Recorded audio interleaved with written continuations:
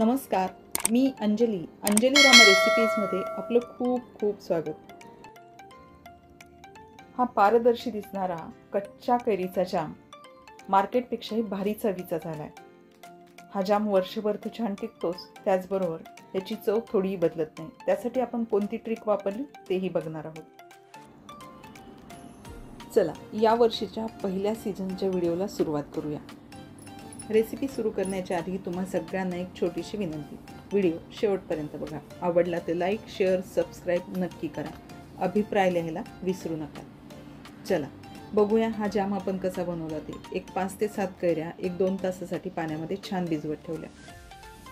त्यामुळे कैरीच्या वरती लागलेली माती आणि चीक हे छान ओलं झालं आणि ते पुसून घेतल्यानंतर सगळं निघून गेलं। आता याच कैऱ्या आपण गॅसवरती एक स्टँड ठेवूयात आणि भाजून घेऊयात। ही कैरी आपण गॅसवरती भाजून घेतोय। तुमच्याकडे कोळसा किंवा चूल असेल तर त्यावरती ही कैरी छान भाजली जाते आणि त्याचा फ्लेवरही खूप छान येतो। इथे कैरी भाजत असताना आपल्याला पाण्यासारखा फवारा बाहेर पडताना दिसतो। हा कैरीतलं पाणी नसून कैरीच्या तोंडाशी जो चीक साठलेला असतो तो चीक कैरी भाजत असताना थोडा थोडा करून सगळा बाहेर निघून जातो आणि कैरीला जो चिकाचा वास असतो तो चीक विरहित कैरी इथे आपली भाजून तयार होते।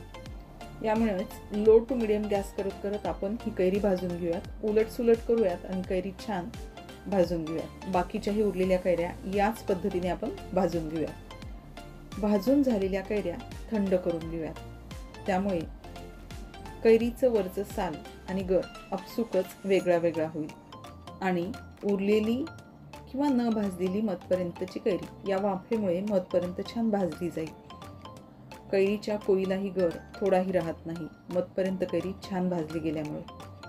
इथे कैऱ्या सगळ्या थंड झाल्या आहेत आणि याची साल म्हणजे वरचं टर्पलही यालाही चिरा पडल्या आहेत, अगदी अलगद निघते।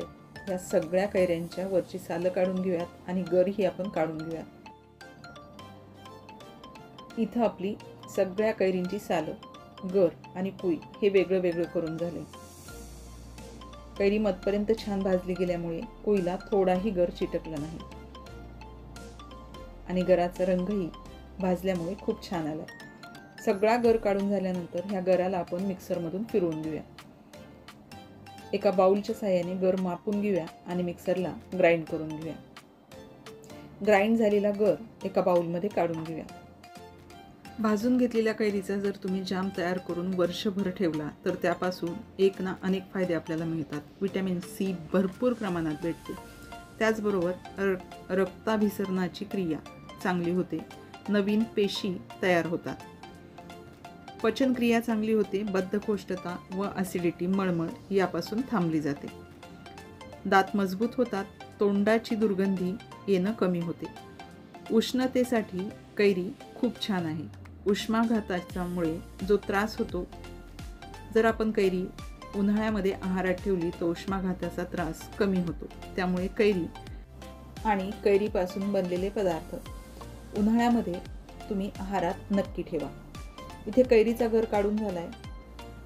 एका स्टीलच्या कढईमध्ये त्याला थोडंसं आपण तूप लावून घेतलं आणि या कढईमध्ये 2 बाउल कलपी खडीसाखर घातली आणि याचा पाक तयार करून घेतला।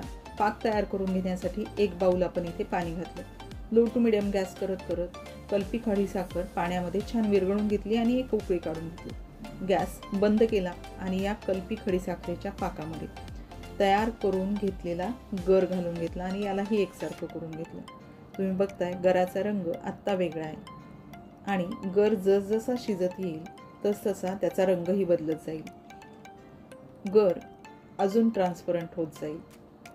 इथे गराला पहिली उकळी आली आहे। या गराला सतत एकसारखं हलवत राहूयात आणि 1 ते 2 चट आल्यानंतर यामध्ये आपण अजून पाऊण वाटी साखर घालणार आहोत, पण ही पाऊण वाटी साखर थोडी थोडी करून घालणार आहोत। एक 4 ते 5 चमचे साखर घालूयात। या गराला ढवळून घेऊयात। परत एक 4 ते 5 चमचे साखर घालून असं करत करत पाऊण वाटी साखर इथे आपण घालून घेऊयात आणि ही साखर या गरामध्ये छान विरघळल्यानंतर गराला छान चट काढून घेऊयात। इथे भाजून घेतलेली कैरी, कलपी खडीसाखर यामुळे या जामची टेस्ट आणखी छान लागते।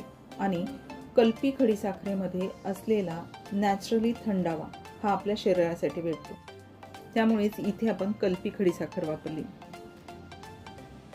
हा जाम शिजत आल्यानंतर यामध्ये आपण 2 ते 3 विलायच्या सोलून अख्ख्या घालून घेऊयात. अर्धा इंचाचे दालचिनीचे 2 तुकडे घालून घेऊयात. गराला छान शिजवून घेऊयात. गर जसजसा आळत येईल तसतसं ह्याला मधनं ढवळत राहूयात. गर कढईला चिटकत नाही याची काळजी घेऊयात आणि गराला छान शिजवून घेऊयात. गर शिजत आला की डिशमध्ये आपण काढून घेऊयात आणि गराला चेक करून घेऊयात हा परफेक्ट शिजलाय की नाही. डिशमध्ये काढल्यानंतर आणि त्यामध्ये एक उभी रेष बोटाने ओढल्यानंतर ही जर रेष पटकीने मिळली गेली नाही, गर एकत्र झाला नाही, तर इथे आपला हा गर परफेक्ट शिजला गेलाय असं आपण समजूयात. आणि गराला थंड करण्यासाठी खाली काढून घेऊयात. पण गराला थंड करण्यासाठी खाली काढून घेण्याच्या आधी गर अजून ट्रान्सपरंट व्हावा आणि याची चव आणखी वाढावी यासाठी इथे आपण 1 क्यूब बटरचं घालून घेऊयात. गॅस मंद करूयात आणि हे क्यूब या गरामध्ये छान मिक्स करून घेऊयात. आपण बघताय अगदी सुरुवातीचा गर शिजत असतानाचा रंग आणि आत्ता बटर घालून हा गर सगळ्या शिजून झाल्यानंतर याचा रंग यामध्ये बराच फरक आहे. गर भरपूर ट्रान्सपरंट झाला आहे आणि अगदी मोकळाही झाला आहे. चिवट अजिबात झाला नाही. इथे आपला परफेक्ट जाम तयार झाला आहे. याला आपण थंड करून काचेच्या बरणीमध्ये भरून ठेवूयात आणि फ्रीजमध्ये ठेवूयात. वर्षभर जाम छान टिकतो.